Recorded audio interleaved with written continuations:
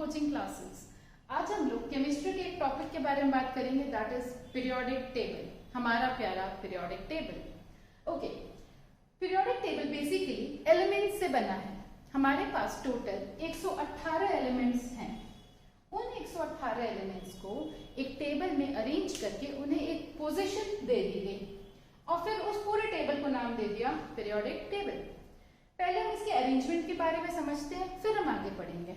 देखिए, हमारे periodic table में टोटल 7 हॉरिजॉन्टल रोज है।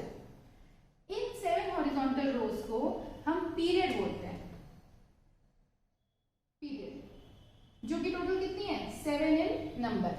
हमारे पीरियोडिक टेबल में 7 हॉरिजॉन्टल रोज है और उन हॉरिजॉन्टल रोज को हम पीरियड बोलते हैं, जो कि 7 इन नंबर है।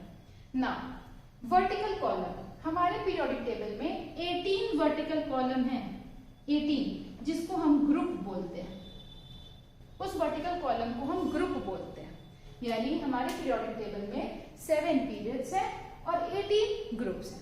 ना एलिमेंट्स प्रॉपर्टीज के हिसाब से, केमिकल प्रॉपर्टी और फिजिकल प्रॉपर्टी के हिसाब से एक ग्रुप और एक पीरियड में प्लेस किया गया है। आगे हम समझेंगे इसको। अब आप यहाँ पे देख सकते हैं कि ग्रुप पीरियड नंबर 6 और 7 में एक स्पेशल बॉक्स बनाया हुआ है जहाँ पे लैंथेनॉइड्स और एक्टिनॉइड्स लिखा है। उस लैंथेनॉइड और एक्टिनॉइड को नीचे अलग से एक रो में बना रखा है, क्योंकि ये सारे एलिमेंट्स को एक बॉक्स में प्लेस करना बहुत मुश्किल था और ये सारे एलिमेंट्स इसी की प्रॉपर्टी रिजेंबल करते हैं। इनकी प्रॉपर्टीज बिल्कुल अलग थी, तो इसलिए उनको अलग कैटेगरी में रखा गया। और अगर हम अपने क्लास 10th के कोर्स के हिसाब से देखें तो हमें इनके बारे में पढ़ने की अभी जरूरत नहीं है। मेन जो हमें पढ़ना रहेगा इस पीरियड, इस ग्रुप के बारे में, इस ग्रुप के बारे में और इस ग्रुप के बारे में। उससे ज्यादा अभी आपको इनके बारे में नहीं पढ़ना है। नेक्स्ट, पीरियड जब क्लासिफाई किया गया तो पीरियड को ऐसे क्लासिफाई किया गया, आपको पता है हर एक एलिमेंट का एक एटम है। एटम में जो उनका एटॉमिक नंबर होता है और उनका मास नंबर होता है। अब हम ये समझेंगे कि एटॉमिक नंबर से हमें क्या पता चलता है और मास नंबर से हमें क्या पता चलता है। किसी भी एलिमेंट में लेट्स सपोज हम सोडियम की बात करते हैं, Na, सोडियम। सोडियम का सिंबल हुआ Na। सिंबल जो होता है वो किसी भी एलिमेंट का एक यूनिक कैरेक्टर होता है, यूनिक आइडेंटिटी होती है। जैसे आपका आधार कार्ड आपका यूनिक आईडी है, वैसे ही सोडियम का सिंबल Na उसके लिए यूनिक है। तो सिंबल देने का मतलब होता है किसी भी चीज को यूनिफिकेशन देना। नेक्स्ट, Na, अगर हम सोडियम के बारे में बात करें तो उसका एटॉमिक नंबर होता है 11 और मास नंबर होता है 23। एटॉमिक नंबर 11 होने का मतलब है कि उसमें जितने नंबर ऑफ इलेक्ट्रॉन्स हैं वो 11 हैं। एटम के अंदर 3 चीज होती है, इलेक्ट्रॉन, प्रोटॉन और neutron. Electron is equal to the atomic number of electron in an atom is equal to the atomic number. तो हम बोल सकते हैं कि सोडियम में 11 इलेक्ट्रॉन्स होते हैं। ना number of proton is equal to number of electron, number of proton is equal to number of electron. Proton भी 11 हो गए। हमारे सोडियम एटम में 11 इलेक्ट्रॉन है, 11 प्रोटॉन है। अब बात करते हैं न्यूट्रॉन की। देखिए, ये हमारा mass number is equal to proton plus neutron, proton plus neutron. तो हमारा मास नंबर है 23, प्रोटॉन था 11, तो हमारा न्यूट्रॉन हो गया 12। दैट इज 23 माइनस 11, जो कि हो गया 12। तो हम बोलेंगे हमारे सोडियम एटम में 11 इलेक्ट्रॉन, 11 प्रोटॉन और 12 न्यूट्रॉन हैं। किसी भी ऑर्बिट के, किसी भी एटम में चारों तरफ ऑर्बिट होता है और उस एटम में कौन रिवॉल्व करता है, इलेक्ट्रॉन। किसी भी एटम के ऑर्बिटल पाथ में इलेक्ट्रॉन रिवॉल्व करता है और एटम के सेंटर में कौन होता है, न्यूक्लियस। उस न्यूक्लियस में न्यूट्रॉन और प्रोटॉन रहते हैं। किसी भी एटम के न्यूक्लियस में न्यूट्रॉन और प्रोटॉन रहते हैं। किसी भी एटम की ऑर्बिट में इलेक्ट्रॉन रिवॉल्व करता है। ना प्रोटॉन हमारा पॉजिटिवली चार्ज होता है, इलेक्ट्रॉन हमारा नेगेटिवली चार्ज होता है। जितना पॉजिटिव चार्ज उतना नेगेटिव चार्ज, इसलिए हमारा एटम क्या होता है, न्यूट्रल। पॉजिटिव और नेगेटिव एक दूसरे को कैंसिल आउट करे और हमारा एटम क्या हो गया, न्यूट्रल। तो देखिए हमने एक एटम के electron, proton, neutron, atomic number और मास नंबर के बारे में जान लिया। अब जब हम उसके इलेक्ट्रॉनिक कॉन्फ़िगरेशन की बात करते हैं, आपको पता है हर एटम के शेल्स होते हैं, K shell, L shell, M shell, N shell, कुछ इतना हम लोग पढ़ते हैं, ठीक है। अब उस शेल में कौन घूमता है, इलेक्ट्रॉन। फॉर एग्जाम्पल सोडियम की बात कर लेते हैं। सोडियम ये हमारा न्यूक्लियस हो गया, न्यूक्लियस के चारों तरफ शेल है भाई, ऑर्बिटल, जिसको हम इलेक्ट्रॉनिक कॉन्फ़िगरेशन के तौर पे बांटते हैं। कौन से इलेक्ट्रॉन के शेल में कितना है, ये हमको हमारे इलेक्ट्रॉनिक कॉन्फ़िगरेशन से पता चलता है। जो न्यूक्लियस के सबसे पास वाला शेल होता है उसको हम के शेल बोलते हैं, दिस इज के शेल। इस शेल की मैक्सिमम कैपेसिटी 2 की होती है, 2 से ज्यादा इलेक्ट्रॉन उस शेल में नहीं रह सकते, तो इसमें मैक्सिमम इलेक्ट्रॉन्स 2 बस गए। उसके बाद एल शेल की बात किया जाए तो उसकी मैक्सिमम कैपेसिटी होती है 8 से ज्यादा उसमें नहीं रह सकते।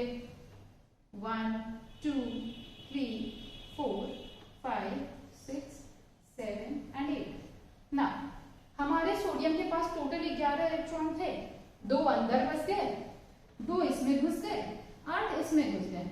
अब बचा कितना इलेक्ट्रॉन, केवल 1 इलेक्ट्रॉन।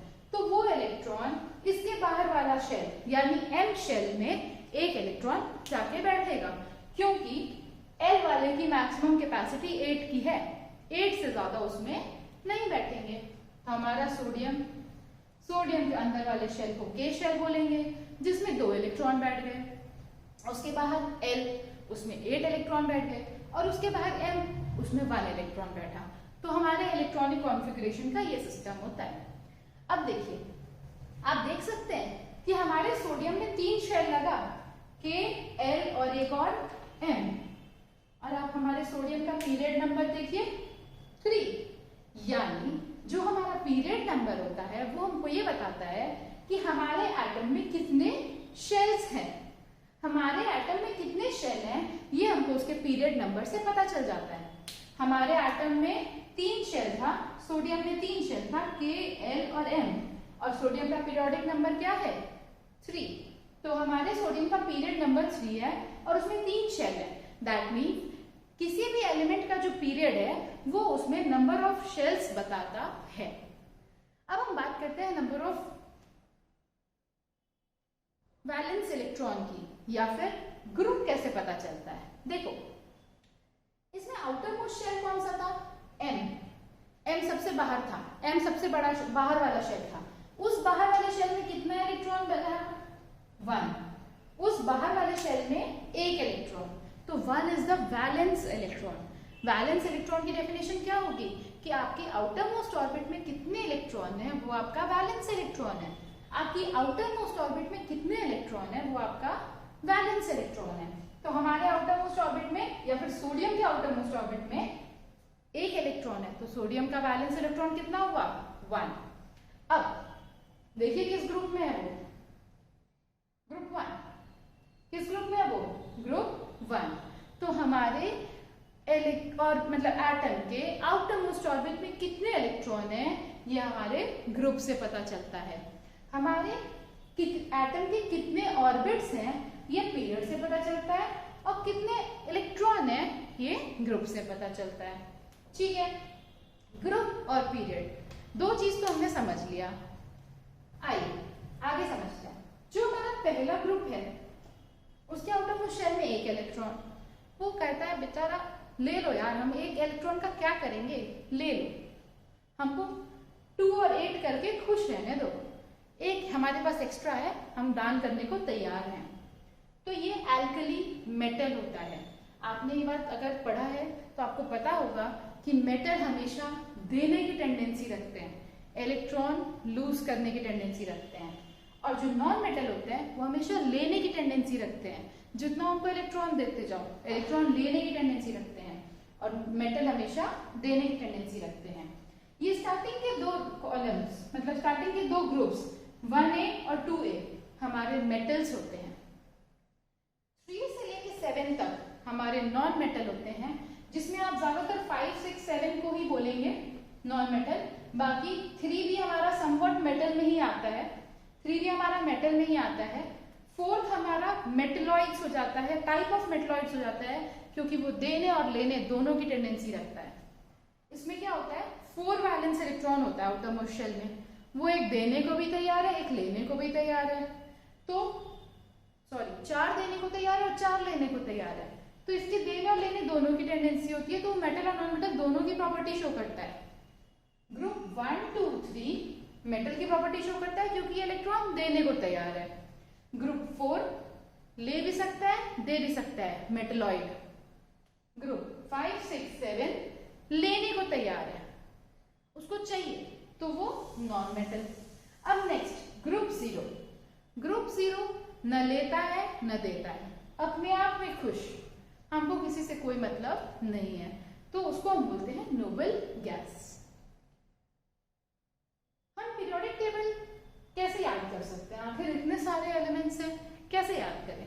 देखिए, आपके लिए याद करना जरूरी है ये दो और ये आपको याद करना जरूरी नहीं है, ये आपको याद करना जरूरी नहीं है। आपके कोर्स में अगर किसी की रिक्वायरमेंट है तो इन 2 ग्रुप्स की है और इधर ये ग्रुप्स की है, तो इसको कैसे याद करते हैं आइए देखते हैं।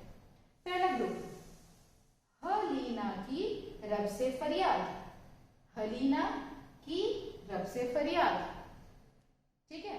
सेकंड ग्रुप, बेटा मांगे कार स्कूटर बाप रोए, बेटा मांगे कार स्कूटर बाप रोए, हलीना की रब से फरियाद, बेटा मांगे कार स्कूटर बाप रोए।